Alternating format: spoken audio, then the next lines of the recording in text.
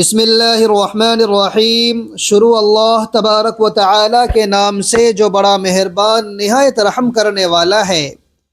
میرے بھائیوں اور بہنوں، جب بھی نماز پڑھیں یہ تین کلمات ضرور پڑھا کریں۔ عزت، دولت، لمبی عمر، پیسہ انشاءاللہ سب کچھ ملے گا اور آپ کا نصیب بلندیوں پر پہنچ جائے گا۔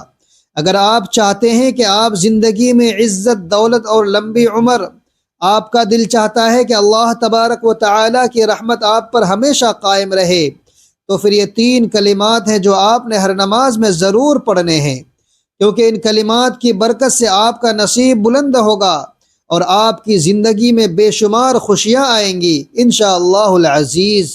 آپ کی تقدیر میں ایک حیرت انگیز تبدیلی آئے گی۔ بس آپ نے ان کلمات کو دل سے پڑھنا ہے۔ یہ تین کلمات ناظرین محترم ایسی طاقت رکھتے ہیں کہ جو انسان کے نصیب میں بہتری لاتے ہیں۔ جب آپ ان کلمات کو اپنی زندگی کا حصہ بنا لیتے ہیں تو اللہ تبارک و تعالی کی بے شمار برکات آپ کے ساتھ ہوتی ہے۔ ناظرین، یہ تین کلمات وہ خزانہ ہیں جو آپ کو دنیا اور آخرت میں کامیابی کی ضمانت دیتے ہیں۔ جب بھی نماز پڑھیں ان کلمات کو اپنی دعا میں ضرور شامل کریں اور اللہ سے اپنی تقدیر میں بہتری کی دعا کریں۔ تو یاد رکھیں کہ جو شخص اللہ کے ذکر میں مشغول رہتا ہے وہ کبھی بھی ناکام نہیں ہوتا۔ ان کلمات کا ورد آپ کی زندگی میں انشاءاللہ خوشحالی، سکون اور کامیابی لے کر آئے گا اور آپ کی تقدیر میں انشاءاللہ روشنیاں ہی روشنیاں ہوں گی، کیونکہ یہ تین کلمات فقط الفاظ نہیں ہیں بلکہ یہ اللہ کی عظیم رحمتیں اور برکات ہیں جو آپ کی زندگی کو بدل دینے کی طاقت رکھتے ہیں۔ جب آپ ان کلمات کو بار بار پڑھتے ہیں تو اللہ آپ کی تقدیر میں ایسی تبدیلی لاتا ہے جو آپ کے ذہن میں بھی نہیں آ سکتی۔ تو بھائیوں اور بہنوں، اگر آپ چاہتے ہیں کہ اللہ تعالی کی رحمت ہمیشہ آپ کے ساتھ رہے تو ان کلمات کو اپنی روز مرہ کی دعاؤں کا حصہ بنا لیجیے۔ ان کلمات کے پڑھنے سے نہ صرف آپ کی دنیا میں سکون اور خوشی آئے گی بلکہ آخرت میں بھی آپ کا مقام بلند ہوگا۔ یاد رکھیے، اللہ تبارک و تعالی کا وعدہ ہے کہ جو شخص اس کے ذکر میں مگن رہتا ہے تو اللہ اس کی مشکلات کو آسان کر دیتا ہے اور اس کی زندگی کو کامیاب کر دیتا ہے۔ قرآن مجید میں اللہ رب العزت فرماتا ہے کہ بے شک دل کا سکون اللہ کے ذکر میں ہے۔ ناظرین، اگر معاشرے پر نظر ڈالی جائے تو آج ہر شخص پریشان حال دکھائی دیتا ہے۔ گھروں میں نحوستوں نے ڈیرے ڈال رکھے ہیں، چین اور سکون برباد کر رکھا ہے۔ ٹینشن اور ڈپریشن تو تقریباً ہر ایک کی بیماری بن چکا ہے، اور کاروبار میں تنگی، قرض کا سہارا لینا پڑا، اور جب قرض لیا تو یہ الگ وبال جان بن جاتا ہے کہ اس کی ادائیگی کیسے ہو، اور جب ادائیگی کا کوئی بندوبست نہ ہو تو سود اور رشوت سے کام چلا کر اپنی روحانیت کا خود اپنے ہاتھوں سے قتل کر دیا جاتا ہے۔ اور اس طریقے سے ناظرین اضطراب کو مزید تقویت ملتی ہے۔ سکون کی تلاش میں شراب کو کچھ لوگ فوقیت دیتے ہیں اور اسی طرح یہ کے بعد دیگر معاشرہ گناہوں میں مبتلا ہوتا چلا جاتا ہے، اور انہی گناہوں کے اثرات جب گھروں کے اندر داخل ہوتے ہیں تو سب کا چین اور سکون چھین لیتے ہیں، اور پھر لڑائی جھگڑے اور فسادات روز کا معمول بنتے جاتے ہیں۔ جب روحانی سکون کے متلاشی کو سکون میسر نہ ہو تو پھر وہ آخری راہ کا چناؤ کر لیتا ہے اور خودکشی کا فندہ یہ سوچ کر چوم لیتا ہے کہ یہاں چین نہیں ملا تو کیا معلوم وہاں راحتیں میسر آ جائیں۔ لیکن ناظرین، خودکشی اسلام میں حرام ہے، اور ظاہر ہے کہ حرام کردہ احکام کو جب بندہ بخوشی گلے لگائے گا تو کیا آرام اور سکون ملے گا؟ نہیں، بلکہ وہاں بھی بے سکون اس کی منتظر ہوگی۔ کہا جاتا ہے کہ مغربی ممالک میں خودکشی عام ہے اور وہ اس سے بے خبر ہے کہ وہ کس اضطراب کا شکار ہے، لیکن اب تو مسلم ممالک میں بھی خودکشی کا رجحان بڑھتا چلا جا رہا ہے۔ ناظرین، یہ ساری بے سکونی، ٹینشن، ڈپریشن سب کچھ ذکر خداوندی سے دوری کا نتیجہ ہے۔ قرآن مجید میں اللہ رب العزت فرماتے ہیں کہ بے شک دل کا سکون اللہ تبارک و تعالی کے ذکر میں ہے، یعنی انسان پوری دنیا میں سکون کی تلاش کر لے نہیں ملے گا، کیونکہ حق تعالی خود بتا رہا ہے کہ دل کا سکون تو میری یاد میں ہے۔ جب دل میں سکون ہوگا تو ظاہراً بھی طمانینت جھلکتی نظر آئے گی۔ جو قلب میں یاد خدا بسائے گا وہی روحانی سکون پائے گا۔ اسی طرح قرآن مجید میں ارشاد الہی کا مفہوم ہے کہ شیطان نے اس پر غلبہ پایا اور اسے اللہ کی یاد سے غافل کر دیا۔ ناظرین، اللہ کے ذکر سے دل کو پھیر کر شیطان انسان کو گناہوں میں ایسے کھلاتا ہے جیسے بچے گیند کے ساتھ کھیلا کرتے ہیں۔ لفظ ذکر عربی زبان کا لفظ ہے، لفظ ذکر عربی زبان کا ذکر ہے اور قرآن مجید میں کئی معنوں میں استعمال ہوا ہے۔ جیسا کہ اس نصیحت نامے کو ہم نے ہی نازل کیا اور اس کی حفاظت کے ہم خود ہی ذمہ دار ہیں، تو یہاں لفظ ذکر نصیحت کے معنی میں ہے۔ اسی طرح ایک جگہ فرمایا کہ تم میرا ذکر کرو میں تمہارا ذکر کروں گا۔ یہاں لفظ ذکر اللہ کی یاد کے معنی میں ہے۔ مومنین کی صفات میں سے ایک صفت یہ ہے کہ وہ اللہ کا کثرت سے ذکر کرنے والے ہیں، جیسا کہ اللہ رب العزت خود سورۃ الاحزاب میں فرماتے ہیں کہ مومنین کی صفات کا بیان فرمانے کے بعد فرمایا کہ بکثرت اللہ کا ذکر کرنے والے مرد اور اللہ کا ذکر کرنے والی عورتیں، ان سب کے لیے مغفرت اور اجر عظیم تیار کر رکھا ہے۔ محترم ناظرین اکرام، ذکر دو طرح سے کیا جاتا ہے۔ ایک لسانی ذکر ہے جو باقاعدہ زبان سے ادا کیا جاتا ہے اور سنا بھی جاتا ہے، جبکہ ایک قلبی ذکر ہے جو کہ دل میں ہوتا ہے اور ساتھ بیٹھا شخص بھی اس کی آواز نہیں سن سکتا، اور یہ ذکر خفی کہلاتا ہے۔ عموماً ہم کہیں خوبصورت منظر دیکھیں تو بے اختیار ہمارے لب پر ماشاء اللہ یا سبحان اللہ جاری ہو جاتا ہے۔ رب ذوالجلال کی قدرت پر اللہ اکبر کی صدائیں بلند ہوتی ہے۔ یہ ذکر لسانی میں سے شامل ہے کیونکہ ذکر زبان سے ادا ہو رہا ہے۔ ذکر قلبی میں یہ سہولت ہے کہ چلتے پھرتے اٹھتے بیٹھتے ہر وقت یہ کیا جا سکتا ہے۔ حضرت ابو سعید رضی اللہ تعالیٰ عنہ فرماتے ہیں کہ رسول اللہ صلی اللہ علیہ وآلہ وسلم نے فرمایا کہ اللہ کا ذکر ایسی کثرت سے کیا کرو کہ لوگ تمہیں مجنوں کہنے لگے۔ محترم ناظرین، خوش قسمت ہیں وہ لوگ جو دنیا کے ساتھ اپنی آخرت بھی سنوارتے ہیں اور جن کے دل اللہ تبارک و تعالیٰ کے ذکر سے غافل نہیں ہوتے۔ ان کی تو شان میں رسول اللہ صلی اللہ علیہ وآلہ وسلم نے فرمایا کہ قیامت کے دن اللہ جل شانہ بعض قوموں کا حشر فرمائیں گے کہ ان کے چہروں میں نور چمکتا ہوگا، وہ موتیوں کے منبروں پر ہوں گے اور لوگ ان پر رشک کرتے ہوں گے، وہ انبیاء اور شہداء نہیں ہوں گے۔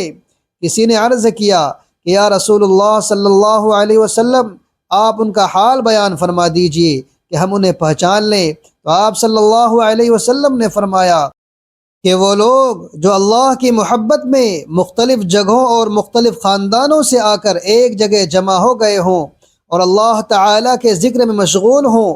اسی طرح ایک اور جگہ پر فرمایا کہ جب جنت کے باغوں پر گزرو تو خوب چرو۔ کسی نے عرض کیا یا رسول اللہ صلی اللہ علیہ وسلم، جنت کے باغ کیا ہیں؟ ارشاد فرمایا کہ جنت کے باغ ذکر کے حلقے ہیں۔ ناظرین اکرام، آج تک جتنے اولیاء اللہ گزرے ہیں ان کا کوئی وقت ایسا نہیں گزرا جو کہ یاد خدا سے غافل ہو۔ ہر گھڑی اللہ ہی اللہ کی صدائیں بلند ہوتی تھی، یہاں تک کہ جب حضرت جنید بغدادی رحمۃ اللہ علیہ کا انتقال ہونے لگا تو کسی نے کہا کہ حضرت کلمہ پڑھ لیجئے، تو حضرت جنید بغدادی رحمۃ اللہ علیہ کہنے لگے کہ میں کسی وقت بھی اسے نہیں بھولا، یعنی یاد دلاؤ اگر میں کسی گھڑی اپنے اللہ کو بھولا ہوں۔ بھائیوں اور بہنوں، ذکر اللہ کے یہاں اتنے فضائل ہیں کہ وہاں لا تعداد فوائد بھی ہیں۔ اللہ کی یاد جب انسان کے لبوں پر قلب میں سرایت کر جاتی ہے تو سکون اور طمانینت بھی رس بس جاتی ہے۔ انسان کی تمام تر پریشانیاں خود بخود دور ہوتی چلی جاتی ہیں اور دل میں فرحت، سرور اور انبساط پیدا ہوتا ہے، دل اور چہرہ پرنور ہو جاتا ہے۔ ذکر کا نور دنیا میں بھی ساتھ رہتا ہے اور قبر میں بھی ساتھ رہتا ہے۔ ذکر دلوں کو زندہ کرتا ہے۔ حافظ ابن تیمیہ رحمۃ اللہ علیہ فرماتے ہیں کہ اللہ کا ذکر دل کے لیے ایسا ہے جیسے مچھلی کے لیے پانی، اور ایک جگہ آیا ہے کہ ذکر دل اور روح کے لیے روزی ہے۔ ذکر ایسا نشہ ہے جس کا اثر نہ ختم ہونے والا ہے، ایسا سکون اور لذت ہے جو باقی رہنے والی ہے۔ اللہ کا ذکر دلوں سے ظلمت مٹا کر حلاوت ایمانی پیدا کرتا ہے اور روح و قلب کو طمانینت بخشتا ہے۔ اللہ کا ذکر جب دل میں بس جاتا ہے تو پھر کوئی طاقت اس سے دور نہیں کر سکتی۔ جتنا ہم اللہ کا ذکر کریں گے قرب الہی اتنی ہی زیادہ نصیب ہوگی، اور جتنی ہم غفلت برتیں گے اتنی ہی دوری ملے گی۔ اللہ پاک ہمارے قلب اور روحوں کو اپنی یاد سے مالا مال فرمائے، آمین۔ سورۃ الانبیاء میں اللہ تبارک و تعالی فرماتے ہیں کہ نہیں، ہم نے پیدا کیا آسمان اور زمین کو اور جو کچھ ان دونوں کے درمیان ہے، کھیلتے ہوئے یعنی بے مقصد پیدا نہیں کیا۔ اور اس آیت مبارکہ سے معلوم ہوتا ہے کہ اللہ تبارک و تعالی نے بنی نوع انسان کو کسی مقصد کے تحت پیدا کیا ہے۔ اور اسی حوالے سے اللہ تبارک و تعالی سورۃ المومنون میں ارشاد فرماتے ہیں، تو کیا تم نے سمجھ لیا کہ ہم نے پیدا کیا تمہیں بے مقصد ہی، اور یہ کہ بے شک تم ہماری طرف نہیں لوٹائے جاؤ گے۔ اسی طرح اللہ تبارک و تعالی نے سورۃ الذاریات میں مقصد تخلیق کو نہایت احسن انداز سے واضح فرمایا، جیسا کہ ارشاد ربانی ہے، اور میں نے نہیں پیدا کیا جنوں اور انسانوں کو مگر اس لیے کہ وہ میری عبادت کرے۔ اور ناظرین، اس آیت مبارکہ سے یہ معلوم ہوتی ہے کہ جن اور انسان کی تخلیق کا مقصد اللہ تبارک و تعالی کی عبادت کرنا ہے۔ اللہ تبارک و تعالی نے اپنی عبادت کے مختلف طریقہ کار کو اپنے انبیاء علیہم الصلاۃ والسلام کے ذریعے بنی نوع انسان پر واضح فرما دیا، اور اس کے ساتھ ساتھ انبیاء علیہم الصلاۃ والسلام نے طاغوت کی بندگی سے بچنے کی تلقین بھی فرمائی۔ اللہ تبارک و تعالی سورۃ الانعام میں ارشاد فرماتے ہیں کہ بلا شبہ یقیناً ہم نے بھیجا ہر امت میں ایک رسول کہ اللہ کی عبادت کرو اور طاغوت سے بچو۔ ناظرین، انبیاء علیہم الصلاۃ والسلام نے بنی نوع انسان کی اللہ تبارک و تعالی کی عبادت کے جن طریقہ کار کی طرف رہنمائی کی ہے، ان میں سے اللہ تبارک و تعالی کی بارگاہ میں آ کر نماز پڑھنا سر فہرست ہے۔ جب حضرت انبیاء علیہم الصلاۃ والسلام کی تعلیمات اور سیرت مبارکہ کا مطالعہ کرتے ہیں تو یہ بات خوب سمجھ میں آتی ہے کہ وہ نماز پر مداومت اختیار کرتے رہے اور اپنے اہل خانہ کو بھی اس کی ادائیگی کی تلقین کرتے رہے۔ اسی طرح اللہ تبارک و تعالی نے حضرت عیسیٰ علیہ الصلاۃ والسلام کے حوالے سے بھی اس بات کا ذکر کیا ہے کہ اللہ تبارک و تعالی نے ان کو نماز کی ادائیگی کی وصیت کی تھی، جیسا کہ سورۃ المریم میں ارشاد ہوا کہ اس نے مجھے وصیت کی ہے نماز اور زکوٰۃ کی جب تک میں زندہ رہوں۔ اسی کے ساتھ ناظرین، اللہ تبارک و تعالی نے حضرات انبیاء علیہم الصلاۃ والسلام کے ساتھ ساتھ قرآن مجید میں کئی دوسری مقدس شخصیات کا بھی ذکر فرمایا ہے جن کو نماز کی ادائیگی کا حکم دیا گیا، جیسا کہ اللہ تبارک و تعالی سورۃ آل عمران میں فرماتے ہیں کہ اے مریم، فرما بردار رہنا اپنے رب کی، اور سجدہ کرو اور رکوع کرو۔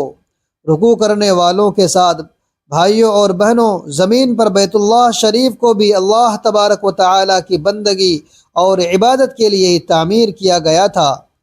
قرآن مجید میں سینکڑوں مقامات پر نماز کی ادائیگی کی تلقین کی گئی، اور نماز کو احسن اور درست طریقے سے ادا کرنے کے حوالے سے بہت سے مقامات پر مختلف انداز میں ترغیب دی گئی ہے، جیسا کہ اللہ تبارک و تعالی سورۃ البقرہ کی آیت نمبر 43 میں ارشاد فرماتے ہیں کہ رکوع کرو رکوع کرنے والوں کے ساتھ۔ اسی طرح سورۃ البقرہ میں ارشاد فرمایا کہ حفاظت کرو نمازوں کی اور درمیانی نماز کی، یعنی نماز عصر، اور کھڑے ہوا کرو اللہ تبارک و تعالی کے سامنے ادب اور نیاز سے۔ اسی طرح اللہ تبارک و تعالی نے جہاں پر نمازوں کی حفاظت کا حکم دیا ہے، وہیں پر اللہ تبارک و تعالی نے اسی حفاظت کے حوالے سے نمازوں کو وقت مقررہ پر ادا کرنے کی بھی تلقین فرمائی ہے، جیسا کہ سورۃ النساء میں ارشاد ہے کہ بے شک نماز ہے مومنوں پر فرض مقررہ اوقات میں۔ بھائیوں اور بہنوں، نبی کریم صلی اللہ علیہ وآلہ وسلم نماز کے ساتھ بہت زیادہ محبت فرماتے تھے۔ پیارے آقا صلی اللہ علیہ وسلم کا ایک فرمان نقل ہے، جس میں پیارے آقا فرماتے ہیں کہ اگر تمہارے گھر کے سامنے کوئی نہر بہتی ہو اور تم میں سے کوئی ہر روز 5 بار اس میں غسل کرے تو کیا اس کے بدن پر کوئی میل کچیل باقی بچے گا؟ صحابہ اکرام نے عرض کیا، کہیں اس کے بدن پر کوئی میل باقی نہیں ہوگی۔ تو آپ صلی اللہ علیہ وآلہ وسلم نے فرمایا کہ یہی مثال 5 نمازوں کی ہے۔ اللہ تبارک و تعالی ان کے ذریعے گناہوں کو مٹاتا ہے۔ اسی طرح نبی اکرم صلی اللہ علیہ وآلہ وسلم فرماتے ہیں کہ جو نمازوں کی حفاظت کرے تو 5 نمازیں اور جمعہ کے بعد دوسرا جمعہ پڑھنا گناہوں کا کفارہ بن جاتا ہے، بشرطے کہ کبیرہ گناہ نہ کیے جائیں۔ اسی طرح ایک اور حدیث میں پیارے آقا صلی اللہ علیہ وآلہ وسلم فرماتے ہیں کہ جو شخص 2 ٹھنڈی نمازیں پڑھے تو اللہ تعالیٰ اسے جنت میں داخل فرمائیں گے، اور یہاں 2 ٹھنڈی نمازوں سے مراد فجر اور عصر کی نماز ہے۔ پیارے آقا صلی اللہ علیہ وآلہ وسلم نے یہ بھی فرمایا کہ جب تک تم اپنے مصلی پر ہو اس وقت تک فرشتے رحمت کی دعائیں کرتے رہتے ہیں جب تک وہ نمازی بے وضو نہ ہو جائے۔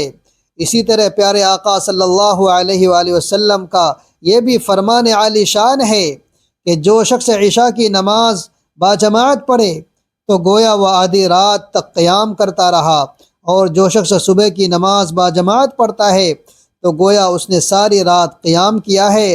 اور خاص طور پر فجر کی اہمیت کو واضح کرتے ہوئے پیارے آقا صلی اللہ علیہ وآلہ وسلم فرماتے ہیں کہ فجر کی 2 رکعت سنتیں دنیا و ما فیہا سے بہتر ہیں۔ ترغیب و ہدایت میں روایت ہے کہ رسول اکرم صلی اللہ علیہ وآلہ وسلم نے فرمایا کہ جو شخص مسلسل 40 روز تکبیر اولیٰ کے ساتھ نماز پڑھتا رہا تو اللہ تبارک و تعالیٰ اس کے لیے 2 آزادیاں لکھ دیتا ہے، ایک جہنم سے آزادی اور دوسری منافقت سے آزادی۔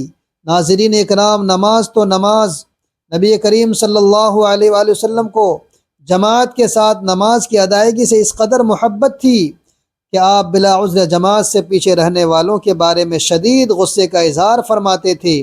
اس حوالے سے صحیح مسلم میں حضرت ابو ہریرہ رضی اللہ تعالیٰ عنہ سے روایت ہے کہ نبی کریم صلی اللہ علیہ وآلہ وسلم نے کچھ لوگوں کو ایک نماز میں غیر حاضر پایا تو فرمایا، میں نے یہاں تک سوچا کہ کسی آدمی کو لوگوں کی امامت کرانے کا حکم دوں، پھر دوسری طرف سے ان لوگوں کی طرف جاؤں جو نماز سے پیچھے رہتے ہیں، اور ان کے بارے میں اپنے کارندوں کو حکم دوں کہ لکڑیوں کو اکٹھے جمع کر کے آگ بھڑکا کر ان کے گھروں کو ان پر جلا دے۔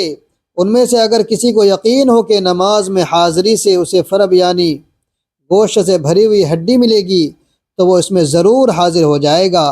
اور ناظرین محترم، آپ صلی اللہ علیہ وآلہ وسلم کی مراد عشاء کی نماز تھی۔ عصر حاضر کے مسلمانوں کو نمازوں کی اسی طرح اہمیت دینی چاہیے جس طرح کتاب اللہ اور سنت نبوی میں اس کی اہمیت کو اجاگر کیا گیا ہے۔ لیکن بھائیوں اور بہنوں، بدنصیبی سے مسلمانوں کی ایک بڑی تعداد فجر کی نماز اپنے بستر، ظہر کی نماز اپنے کاروبار، عصر کی نماز اپنی دیگر مصروفیات، مغرب کی نماز شام کی سیر اور عشاء کی نماز کسی نہ کسی تقریب میں گوا بیٹھتی ہے۔ کل قیامت کے روز ہمیں اللہ تبارک و تعالیٰ کے سامنے اپنے طرز عمل کے حوالے سے جواب دہ ہونا پڑے گا، اس لیے نماز کو ہماری ترجیح ہونی چاہیے۔ اگر ہم نماز کو ترجیح دیں گے تو اللہ تبارک و تعالیٰ کے فضل و کرم سے ہم اللہ کی مدد اور نصرت کو حاصل کرنے میں کامیاب ہو جائیں گے۔ سورۃ البقرہ میں اللہ تبارک و تعالیٰ فرماتے ہیں کہ اے وہ لوگو جو ایمان لائے ہو، مدد حاصل کرو صبر سے اور نماز سے، بے شک اللہ صبر کرنے والوں کے ساتھ ہے۔ تو ناظرین، آئیے آپ کو بتاتے ہیں وہ 3 کلمات کون کون سے ہیں۔ وہ 3 کلمات یہ ہیں، جب بھی نماز پڑھیں ان کلمات کو آپ نے لازمی پڑھنا ہے، جتنا پڑھنا چاہیں آپ پڑھ سکتے ہیں۔ سب سے پہلے جو آپ نے کلمات پڑھنے ہیں وہ سبحان اللہ و بحمدہ۔ جب بھی آپ نماز پڑھیں تو کم از کم 10 مرتبہ یہ تسبیح لازمی پڑھیں، کیونکہ یہ ایک کلمہ ایسا کلمہ ہے جو آپ کے دل اور روح کو سکون پہنچاتا ہے۔ جب آپ اس کلمے کو زبان پر لاتے ہیں تو یہ اللہ کی بے شمار نعمتوں کا اظہار ہوتا ہے اور اللہ کی رضامندی حاصل کرنے کا ذریعہ بن جاتا ہے۔ اس کلمے کے پڑھنے سے انسان کے دل میں اللہ تبارک و تعالیٰ کا خوف اور محبت بڑھتی ہے اور اللہ تعالیٰ کی خوشنودی حاصل ہوتی ہے۔ اس کلمے کی برکت سے گھر میں رزق آتا ہے، غیب سے تمام معاملات آسان ہو جاتے ہیں، اور اس سے پڑھنے والے کو بیماریوں سے اللہ پاک شفا دیتے ہیں۔ دوسرے نمبر پر جو کلمات ہیں وہ ہیں اللہم انی اسألک من فضلک ورحمتک، یعنی اے اللہ میں تجھ سے تیرے فضل اور رحمت کا سوال کرتا ہوں۔ یہ کلمہ انسان کو اللہ کے فضل اور رحمت کا طلبگار بناتے ہیں، اور جب انسان اللہ سے مدد طلب کرتے ہیں تو اللہ تعالیٰ اس کی دعاؤں کو رد نہیں کرتا اور اس کی زندگی میں بہت سی نعمتیں داخل فرماتا ہے۔ اسی طرح تیسرے نمبر پر یا حی یا قیوم برحمتک استغیث، یعنی اے زندہ اور قائم رہنے والے، میں تیری رحمت سے مدد مانگتا ہوں۔ ناظرین محترم، یہ کلمہ بھی انتہائی طاقتور ہے، اور اسے پڑھنے سے اللہ تبارک و تعالیٰ کی بے پایہ رحمتیں اور مدد حاصل ہوتی ہے۔ انسان اپنے دل کی گہرائیوں سے اللہ تبارک و تعالیٰ کی مدد کا طالب ہوتا ہے، اور اللہ ہر مشکل کو آسان کر دیتا ہے۔ تو جب بھی نماز پڑھیں یہ تینوں کلمات لازمی پڑھیں، جتنی تعداد میں پڑھنا چاہیں، کیونکہ یہ کلمات انسان کی روحانیت میں اضافہ کرتے ہیں اور اللہ کے ساتھ تعلق کو مضبوط کرتے ہیں، اور ان کلمات کا ورد کرنے سے انسان کی زندگی میں برکتیں آتی ہیں اور اللہ تبارک و تعالیٰ کی رضا کی طرف رہنمائی ملتی ہے۔ اللہ تبارک و تعالیٰ سے دعا ہے کہ ہم سب کو نیکی کی بات سننے، سمجھنے اور اس پر عمل کرنے کی طاقت اور توفیق مرحمت فرمائے۔ میرا سنانا اور آپ کا سننا اپنی بارگاہ میں قبول و منظور فرمائے۔ بھائیوں اور بہنوں، یاد رکھیں یہ دنیا کی دوڑ دھوپ، یہ پریشانیاں اور یہ تھکن سب عارضی ہیں۔ اصل سکون نہ دولت میں ہے نہ شہرت میں، بلکہ اس دل میں ہے جو اپنے رب کے ذکر سے آباد ہو۔ جو شخص سجدے میں سر جھکانا سیکھ لیا، اللہ تعالیٰ اس کے مقدر کو خود سنوار دیتا ہے۔ نماز وہ چراغ ہے جو اندھیروں میں راستہ دکھاتا ہے، ذکر وہ روشنی ہے جو دل کے زنگ کو صاف کر دیتی ہے۔ جو اللہ کے در پر جھک جاتا ہے وہ کبھی خالی ہاتھ نہیں لوٹتا۔ بس اپنے رب سے جڑ جائیے، کیونکہ اسی میں دنیا کی بھلائی اور آخرت کی کامیابی ہے۔ دعا ہے کہ اے اللہ ہمارے دلوں کو اپنے ذکر سے زندہ فرما دے، ہمیں نماز کی پابندی، اخلاص اور عاجزی عطا فرما، ہماری پریشانیوں کو آسانیوں میں بدل دے اور ہمارے رزق، صحت اور ایمان میں برکت عطا فرما۔ یا اللہ ہمیں دنیا اور آخرت کی تمام بھلائیاں نصیب فرما اور اپنے قرب کا شرف عطا فرما، آمین یا رب العالمین۔ آخر میں ایک گزارش ہے، اگر آپ کو یہ بیان اچھا لگا ہو، دل کو لگا ہو اور دین کی باتوں سے محبت ہے تو ابھی ہمارے چینل کو سبسکرائب کریں، ویڈیو کو لائک کریں اور اسے اپنے دوستوں اور گھر والوں کے ساتھ شیئر کریں تاکہ یہ نیکی کی باتیں زیادہ سے زیادہ لوگوں تک پہنچ سکے۔ جزاکم اللہ خیرا کثیرا۔